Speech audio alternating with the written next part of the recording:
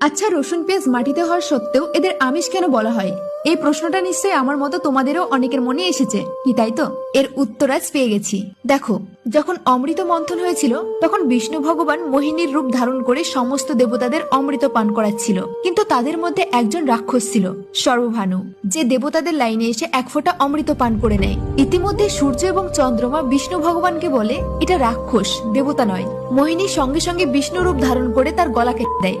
যেহেতু এক ফোঁটা অমৃত সে পান করে নিয়েছিল, অমর তো হয়ে গেছে, কিন্তু যেহেতু তার মাথা তার শরীর থেকে আলাদা হয়ে যায়, তো মাথা হয়ে যায় রাহু আর শরীর হয়ে যায় কেতু। তো মাথা থেকে যে রক্ত মাটিতে পড়ে সেটা থেকে তৈরি হয় পেঁয়াজ, আর শরীর থেকে যে রক্ত মাটিতে পড়ে তা থেকে তৈরি হয় রসুন।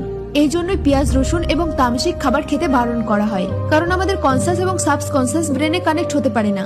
দেখো, আমাদের মধ্যে কিন্তু ভগবান আছে, আবার আমাদের মধ্যেই শয়তান লুকিয়ে আছে। যেমন আমরা যখন কোনো অন্যায় করতে যাই, তখন একটা মন বলে যে অন্যায় বেশি করে কর, তো সেটাই হলো শয়তান। আর একটা মন বারণ করে যে এটা করা উচিত নয়, সেটাই হলো কৃষ্ণ কনসাস, অর্থাৎ ভগবানই আমাদের বারণ করে যে এটা করা উচিত নয়। তো এবার তোমরাই কাজে ট্রেন করে তোমাদের জীবনে আনবে, সেটা তোমরাই কমেন্টে জানিও। টাটা।